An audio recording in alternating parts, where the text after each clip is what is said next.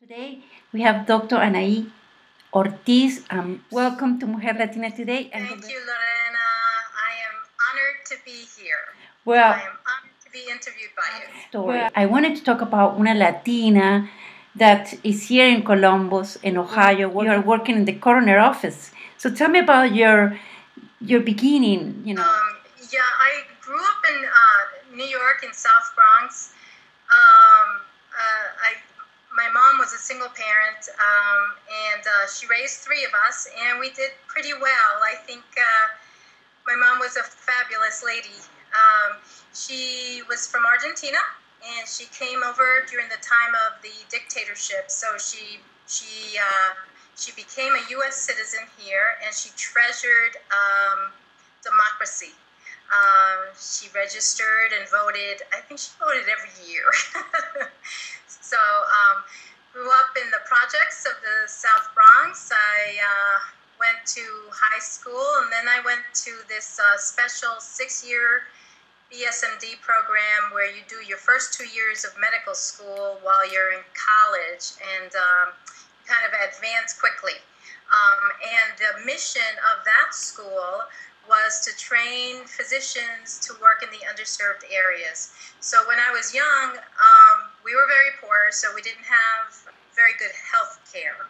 Our health care was through the emergency room growing up, and I felt that I wanted to help others, not to have to do that, not to have to go to the emergency room, and to have a physician that they can go to. So I trained through that program, and I worked in South Bronx, I worked in Kings County area, different underserved areas of New York City. And it was in 1996 when I moved over here to Columbus, mainly because I had children by then, and I had always wanted to own a home and also to raise my children somewhere safer. And so I was able to do that, coming here to Columbus in 1996. Since then, I've worked at Children's Hospital, clinics, the West Side Community Health Center. So tell me about that step from being in the community, involved in the community, going to work in the coroner offices. Well, first of all, to be a coroner, you need to be a physician. So basically, you don't have to be a forensic medical examiner. I have 4 medical examiners, 4 forensic pathologists that do the autopsies. But the big reason why I took this opportunity was that it enabled me to work even more broadly with the community. So I've been able to become more involved on a larger scale with the community. So I'm involved in a suicide work group, looking at suicides throughout Franklin County.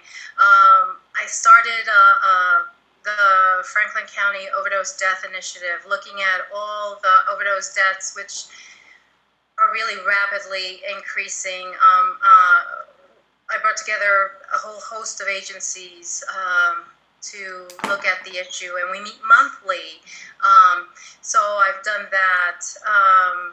I'm looking to maybe work with the coalition on a couple of things. I just have a lot of ideas, and I think it's easier to do it in this position because you meet so many people that can help you a little bit more in this position. So another thing I got involved in is the Latina Mentoring Academy in this position. So I think there's a broader reach being in this position. Doctor, when you look back and when you think about your mom from Argentina, living in New York, what memories do you have from New York that you treasure so much? I think my fondest memories were family time, and I tried to do that with my own children and my own family now. So every Sunday, for example, no matter where we were, we would all get together. So we would always have dinner. You know, when you're a teenager, everybody's going out, doing this, doing that. But we will always, you know, Sundays she had us eat all together. She would make raviolis, or I mean, she would do it by hand, or steak or something. And we would, you know, so it was always that meal that we have. And I try to do it now. So every Sunday we have a homemade meal. And when they can all come over, they come over. The other thing I remember, this is my brother and sister and I always reminisce about this, is when we were younger, when she couldn't leave us by ourselves in the apartment, she would take us every Saturday or Sunday. We'd go into the village, and her best friend lived there. She was a super, and she was also a chef. So she would cook Argentinian food. Okay, she would make the empanadas, and we would sit there in like a row, and we would help her make the empanadas. And then all these Argentinian people would come. And this was every week. And they'd have like a group of Argentinian people come. And they'd have wine. And they'd have the food. The kids would be stuck in the other room. But we would listen. And then they would, when they finished eating, they would put all the food away. And they would dance the tango. Oh, that's a beautiful story. And do you dance tangos, doctor? No. We were little. We would just watch our mom dance and think, oh my gosh, we can't believe she's dancing. Do you like to cook empanadas? Do you make churrasco? Do you like? Yes, we make chimichurri for the steaks, and I have the empanadas. I make the empanadas, but my goodness, they take such a long time to make, so I make it maybe once or twice a year. What's next for you, doctor? I don't. I think I still have a lot of work to do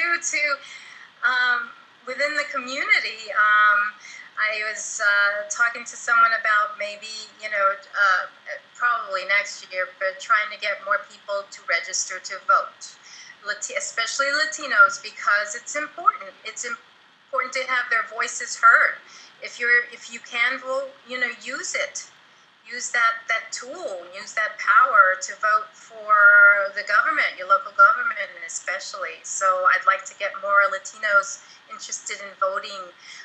The other thing, watching the LMA, the Latino Mentoring Academy, I see a lot of young ladies who are so educated and want so much. And I would like to, work with someone and get maybe a series of talks with women that, from different areas, like a judge or, a lawyer, a doctor, a politician, so that these young ladies can see, they can do it.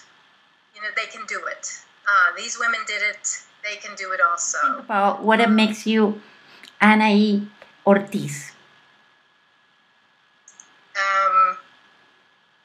I think because I'm stubborn. Okay. I don't give up. So I think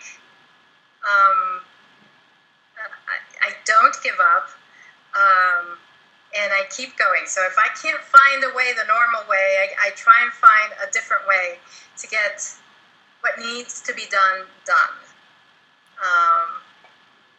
That and, when I just see needs out there, someone told me recently that maybe I should kind of tone it down, or, that I want to do so much that maybe it's too much, and then I should think about kind of cutting it down. But that's me.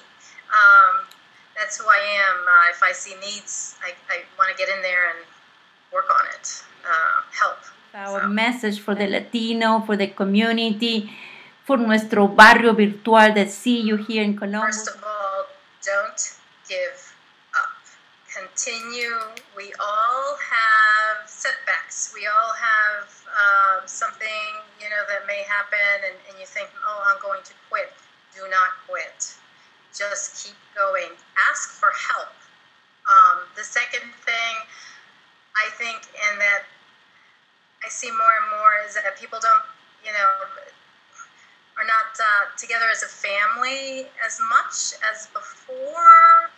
And I think family is extremely important, and that's where you get your support. So keep your family, stay involved in your family. Thank you, doctor. Yes. Thank you, Lorena. Thank you for having me.